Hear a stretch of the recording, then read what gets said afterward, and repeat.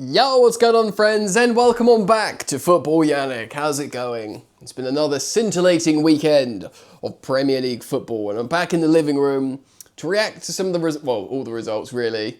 I mean, obviously, I've spoken about Chelsea in detail on the flagship and main channel, Football Therapy, but just look at this. Me in my living room, chilling, diversifying content, laid back, unplugged, after dark. Well, not after dark. Unleashed, unfiltered. Yeah? So what's happening? I do enjoy uploading on this channel. Feel free to hop aboard, like and subscribe and all that good stuff. Yeah, man. The Prem is mental this season. Like, the table's crazy. I mean, the darkest and most harrowing element is the fact how probably Arsenal are going to win the league, but maybe not. And there's lots of goals, especially on Saturday. Loads of goals. So we'll hop into it now. Brentford versus Burnley. Brentford doing really well. Eagle Thiago with a brace. Ouattara to make it free, and Fleming got a pen late doors for Burnley. Yeah, the narrative goes on of how everyone thought Burnley, well, yeah, definitely Burnley, but how everyone thought Brentford would get relegated because they lost the captain, the goalkeeper, the top scorer, the main striker, the manager. Decimated. But they're playing really well, actually. And like a 3-1 win, I know it's against promoted side, but where are they? They are in the top half, mate. They are in 10th place. That is hugely a positive start.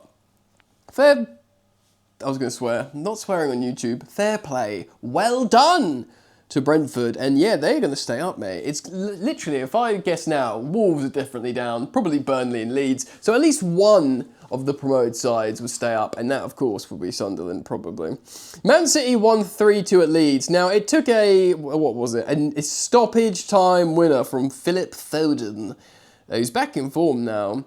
And I must say, I'm concerned. I'm going to move my mic a little bit higher, actually. But as a Chelsea fan, I don't think... Let me just do this first. I don't think Chelsea are ready to win the Premier League. I'd love for us to, obviously. But I don't think we're there yet. Which is worrying, because it means Arsenal probably will. And then the other real main contender is Man City. And I just don't think they're up to it. Because I watched this game against Leeds. Leeds had like multiple losses in a row. They're away at the Etihad, and they gave Man City loads of trouble. And Man City, probably most notably, they just looked wet. I know this is good because they scored 3 goals without Erling Haaland, and the main narrative was they're over-reliant on Haaland. But I don't know, man. I think they just look pretty crap. That's not that bad a swear word, I can say that. I do genuinely think that. I mean, if it means Arsenal not winning the league, I do hope they pick up form, but why not? It could maybe Chelsea. Still, a better performance from Leeds, but I do think the dirty Leeds will go down with Burnley and Wolves, man, they're pony, aren't they? Sunderland, though, at home against what is a very good Andone Iraola Bournemouth side, won 3-2, mate. Goals from Lafay, Bertrand Traore, which is a throwback as a Chelsea fan, and Brobby again with a late goal. Cook seeing red very late on. I mean, Granit Xhaka has a shout for being signing of the season. The way he's gone into that midfield, they're like rebuilt their team, Sunderland, and usually, a lot of time, teams might win the championship or get automatic promotion, rebuild their team, and then absolutely tank it, go straight back down because it's so risky. But Sunderland, they went off through the playoffs. They weren't favourites as well. They got really... It's probably... I mean, maybe it's biased, but I think Frank Lampard's Coventry should have won the playoffs and gone through. And they, of course, played against Sunderland. They were the better team. But Sunderland... when I saw they went off, and it took like stoppage time in the playoff final, when I saw they went up, I was like, well, there's no chance. These men are going straight back down, 20th place. And then they spent loads of money, which is, you could say investment sort of obviously heightens your chance of staying up in most cases. But it could also like be a risk. And I just thought, oh, what are these men doing? And they've just built this insane team. And mate, like, they are in the top 6. They're like in European places. They're level on points with 5th, which is like a Champions League place. It's freaking mental and so impressive. I must say, like, I don't know how long it will last, but they're not going down, I'll tell you that much. And that's, you know, what they have to try and do, not get relegated. They genuinely dream of, like, Conference League. The way they just keep getting results, so impressive, so impressive. Bournemouth will feel disappointed. And they've kind of fluctuated a little bit, Bournemouth. They always threaten to, like, be really good and then end up being a bit meh and missing out on qualification for Europe. Still, Everton. Now, Everton went away to Old Trafford, got a man sent off and beat Manchester United, if you'll remember, on Monday Night Football not long ago.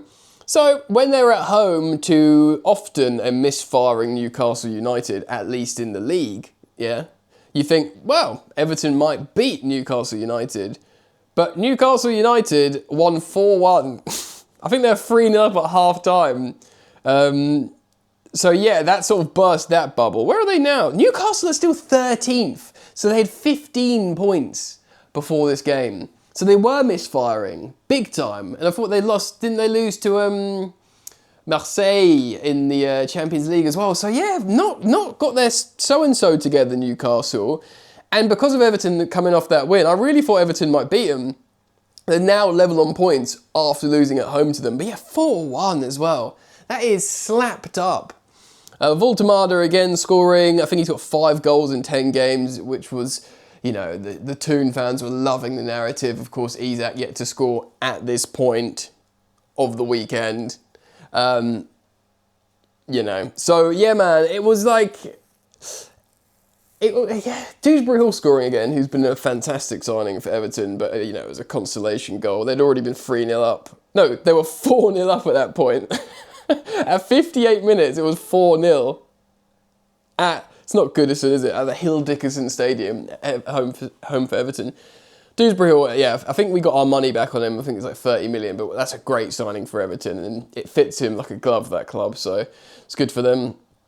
Everton, they're going to be like bouncing around in mid-table obscurity. They won't get relegated. They won't be in a relegation scrap, which is the main thing for Moisey and the boys. They will eventually dream of trying to qualify for Europe again. But that's going to be obviously Newcastle's target and prerogative. Yeah. And the last game on Saturday was Spurs at home to Fulham. Now, this is a story. Sounds like I'm about to do the Fresh Prince of Bel-Air song. Now, this is a story all about how Thomas Frank got sacked from Spurs. And, well, maybe. I mean, like, the home form is abysmal. And to lose at home to, again, a Fulham side that have been poor, you know, generally. 1 goal, Mohamed Kudus, which was... Because there was 2 early goals, man. 4th minute, Tete. 6th minute, Wilson. So 2-0 up. It's 6 minutes in, away in the Tottenham Hotspur Stadium. And a late... Well, 59 minutes, Tottenham get one back. And you think, oh, okay. So they're going to come back and draw, or win or draw. No, 2-1 a win. They've been so shocking at home, which is blowing my mind, really, because Thomas Frank came in and I thought, right, he's a serious big boy manager. They got a good squad, Tottenham. Yeah, they do have good players. They bought more good players. You know, Xavi Simons comes in as well. Of course, they got Kudus. Other good players available in, you know, the young players like Bergvall as well is very, very good. The squad's strong. And with a big, serious manager like Thomas Frank... But I think this is when you learn, and this is similar to Nuno Espirito Santo, who went to Spurs and didn't do well. I think certain profiles of clubs fit these managers, and it's not a Chelsea, it's not a Arsenal, Man United, and even a Spurs. I think Thomas Frank, you know, had he gone to like a Nottingham Forest, like Nuno did, that would have like suited him better. But, I mean, it's still early doors, but the home form is absolutely dismal. And, of course, they got absolutely annihilated and slapped in the North London derby. And he embarrassed himself because, of course, he said all the Eze who comments for Eze just to score his first career hat-trick against you. And that game means everything to Spurs and Arsenal, the North London derby. To be honest, going into it, I know we're going back a week in, I've already spoken about it. But because they're better away from home, because he changed formation to a back three, which he played against PSG in the Super Cup quite well, I thought, oh, maybe they can do something here, but no, they embarrassed themselves. To go back home after that and play a London derby against Fulham and lose is so bad. Really, it might even be like the story of the weekend, probably, just because it's so disastrous for Spurs. Like, and where are they in the table now? Let's have a quick look. Yeah, they're in 12th. They're 12th, level on points with Newcastle, who's obviously having a bad time. It's so bad, bro. It's so freaking poor from Spurs. And yeah, I don't know how long, obviously, that will last. Because he's meant to be this I mean, the thing is with Tottenham, if you're going to be a pragmatist, because they've done the Conte, they've done the Mourinho, you know, and I know that both Conte and Mourinho teams have scored loads of goals before when they've won. Trust me, I know, I'm a Chelsea fan. But in, I guess, the way they'd approach things are more pragmatic, and Nuno as well. If you're going to play that way, you got to win. Otherwise, you got to attack. And obviously, you got the Ange ball. Ange Postecoglou attacks loads, but made a mockery of it and was awful for ages. Despite winning the Europa League in a, you know, almost paradoxically, really stinky defensive way. So yeah, if you're not gonna entertain, at least win, and they're not winning, which means big trouble for Thomas Frank. Crystal Palace lost at home to Manchester United, which I would have had them beating United, to be honest. And they scored first as well. Mateta scoring a penalty and having to retake it and scoring it again. Xerxes getting his first goal in a year. Mason Mount scoring against also, who rarely scores for United, but plays well.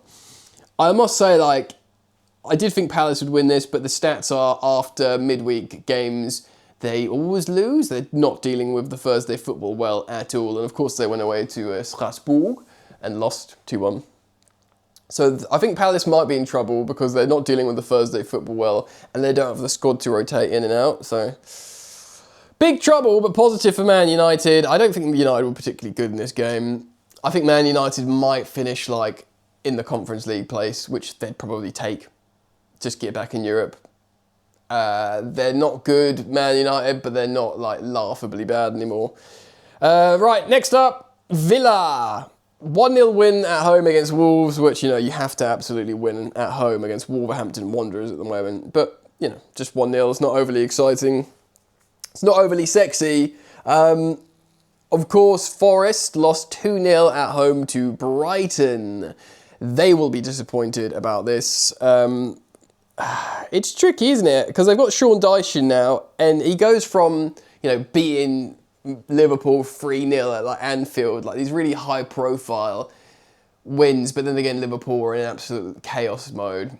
He kind of has fluctuated, Sean Dyche. He's come in, done really well, got clean sheets for the first time in a million years after, again, the aforementioned Ange Postecoglou, who of course was in situ before him. And then, you know, you lose 2-0 at home to Brighton. The fans won't be overly happy about that, but Brighton are a good team and it could happen.